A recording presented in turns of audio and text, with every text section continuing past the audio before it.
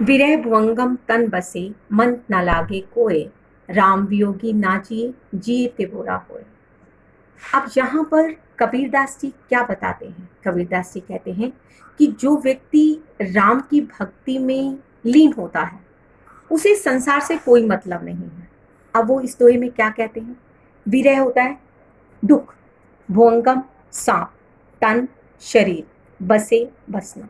विरह रूपी सांप जिस शरीर के अंदर बस जाता है, मंत्र न लागे कोई, उस पर कोई भी उपाय असर नहीं करता है। मंत्र का कोई भी उपाय, जिसमें विरह रूपी सांप जिस शरीर के अंदर बस जाता है उस पर कोई भी उपाय असर नहीं करता है। इस लाइन का अर्थ क्या बच्चे? अर्थात जो राम को प्राप्त करना चाहता है उसके दुख में दुखी रहता है कि मुझे राम को प्राप्त करना है। लोग उसे बहुत समझाते हैं लेकिन वह समझ नहीं पाता है, अर्थात कोई उपाय उस पर काम नहीं करता है। राम वियोगी ना जी, राम के वियोग में व्यक्ति जीता नहीं है। किसमें? इस संसार में। राम के वियोग में व्यक्ति संसार में जीता नहीं है। अगर जीता है तो लोग उसे पागल कहते हैं, अर्थात ये तो पागल है, सारा दिन भक्ति करता रहता है, अर्थात लोग उसे पागल की संज्ञा दे देते हैं। लेकिन उसका लक्ष्य क्या है? उस राम को प्राप्त करना। ये आध्यात्मिक बात कही गई है। यहाँ पर एक बार फिर समझाते हैं।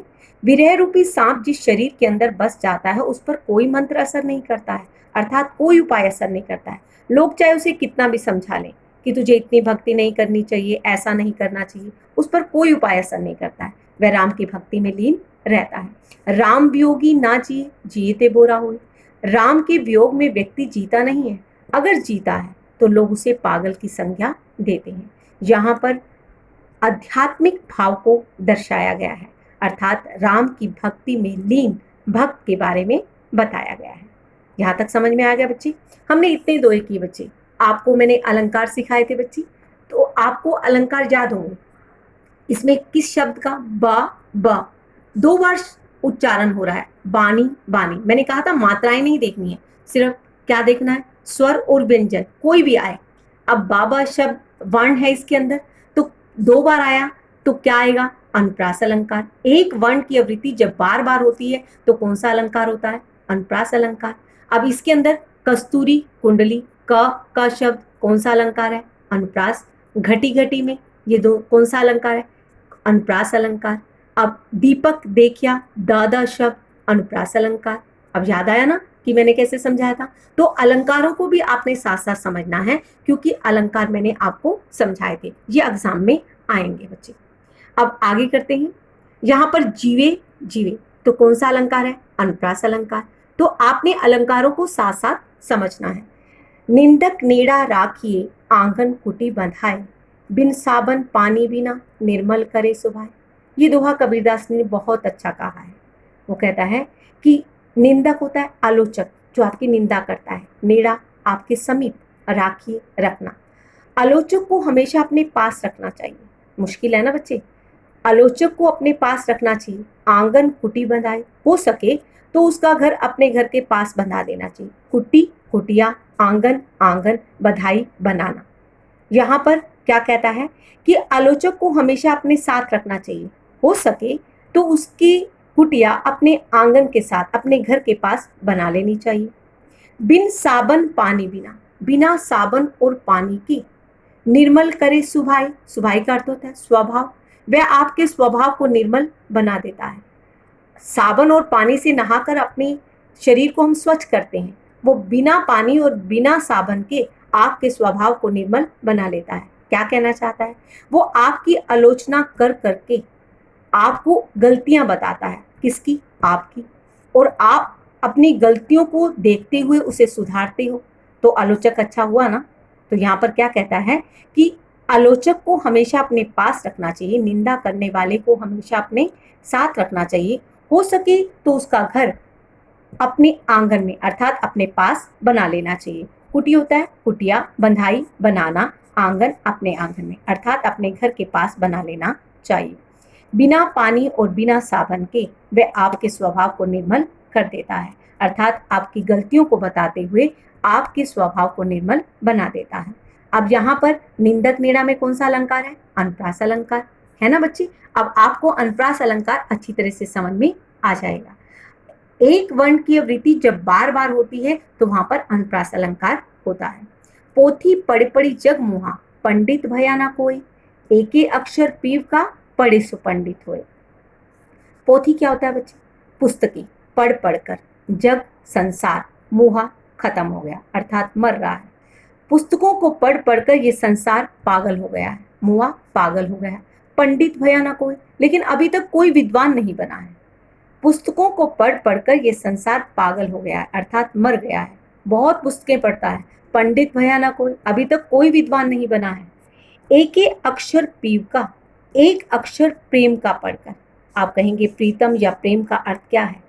अर्थात उस ब्रह्म को समझना, उस परमात्मा को समझना, यहाँ पर आध्यात्मिक भाव है।